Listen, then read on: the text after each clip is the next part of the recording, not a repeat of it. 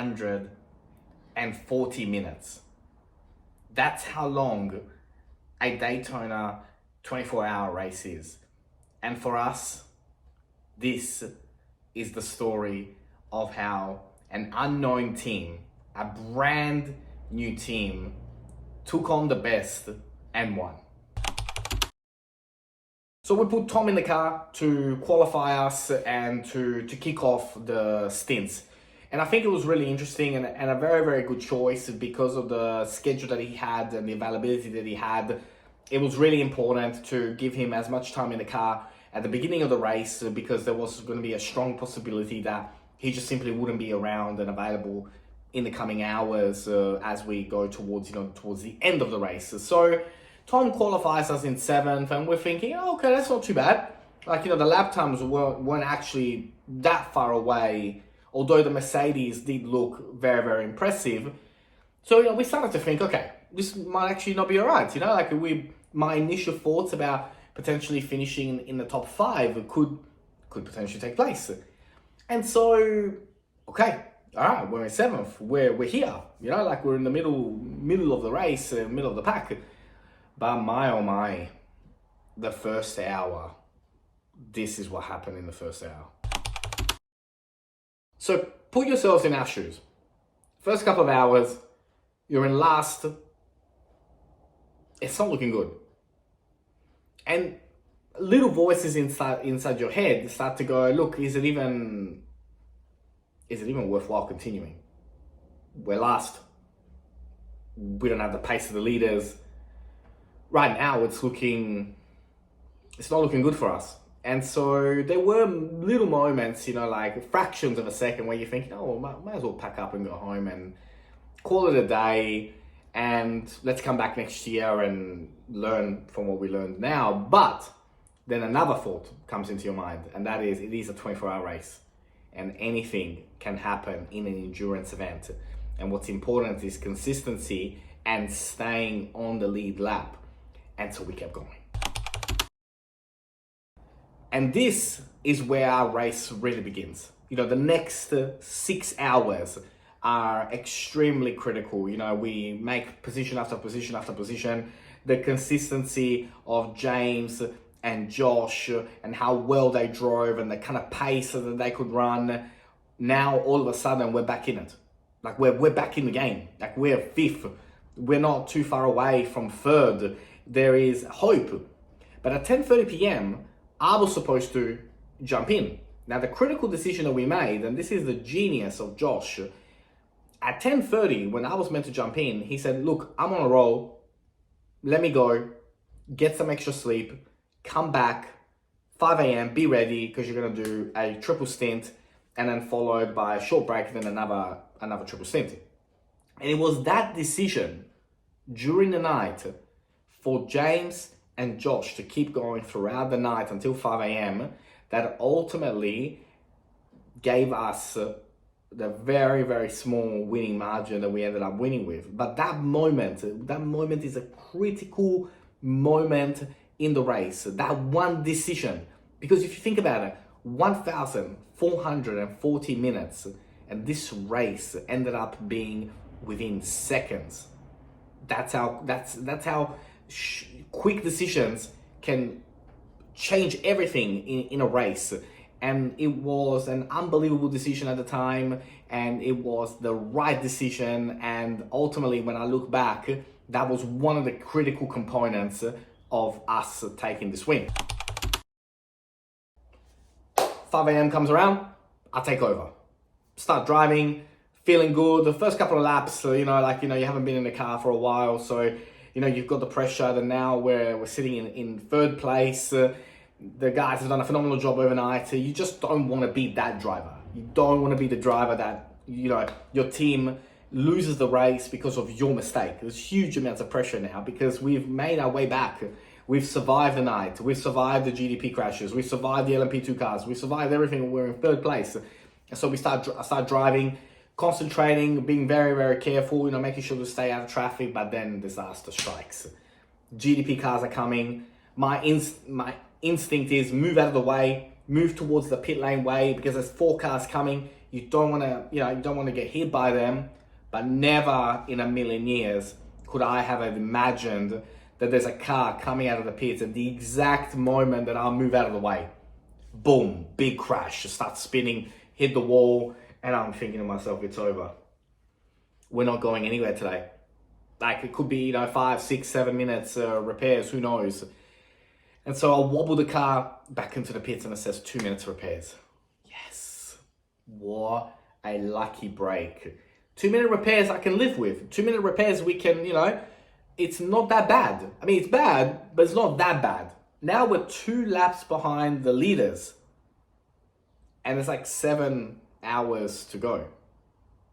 I mean, it's bad, but it's not the end. And once again, we keep pushing. After that crash, after recovering, getting back on the pace, had a BMW car right behind me for the next hour. I pushed like I've never pushed before. Every lap was within 20 thousandths of a second of each other. Completed my stint, handed the car back to James. James took over and we started to make our climb again. And for the next couple of hours, right up until the final hour, we made our way back to third once again through the hard work and solid pace, solid strategy, solid pit stops, not making any mistakes, no drive-through penalties, no X's. We were back. We were back in third. 1 hour to go.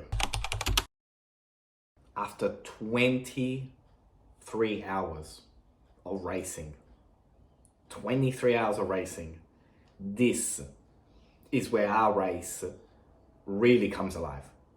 We're in third place, 35 seconds away from second, 2 laps down from the leader. In my mind, the win is gone. We now have a solid opportunity to come third. If we're lucky and we can make the pace, we might even be able to catch second. But 35 seconds, 60 minutes to go, very, very, very hard task. You need a bit of luck. 55 minutes to go. The leader pits. And so you hear over the radio, the leader is pitting now. So we notify Josh, hey, the leader's pitting now. 10 seconds later, the leader is pitting now. 1 minute later, the leader is pitting now. And that's when it clicked. And me and James jump into the pits and actually see the leaders had crashed. We don't know why or how. We don't have a replay of it. If anybody has a replay of it, send it our way. But the leader crashed. The leader crashed with 55 minutes left with perfection. For 23 hours and 5 minutes, something happens, the leader crashes. They go from 2 laps up to 4 laps down, 5th place. For them, the win, podiums, was out. And that's what can happen in endurance racing. That's why endurance racing is so exciting, because anything can happen at any minute. We're in second. On the lead lap. With 55 minutes to go. We start to do calculations. Okay, how fast are they going? What sort of lap time are they doing? What sort of lap times are we doing? How can we make this work? Is there any possible way that we can do it? And we sort of roughly calculated that we would end up 5 or 6 seconds behind them by the end of the race, because 35 seconds, 55 minutes at the pace that everybody's going, at the pace that they were going, it just simply didn't look like it could happen. Until we are now in the final 30 minutes of the race. 25 minutes to go, the leaders pit. When you pit in sim racing, like in real life, you change tires. When you change tires, your tires go cold. Like that's just a normal thing. You have to warm up the tires. Now we all know this, right? We're all experts. We all know, do hundreds upon hundreds upon hundreds upon hundreds of laps. We know this. They know this. This team that was in the lead, they knew that. But one critical thing happens, and that's pressure. The pressure of almost winning. The pressure of being 25 minutes away of winning at Daytona 24-hour in top split kicks in. And when that happens, mistakes that you would never make in a million years can happen. And so they pit. They go in, they do the tire change. Everything's perfect. No drive-through penalties, no speeding in pit lane, nothing. They come out, do a lap, come into turn one, boom. They spin the car.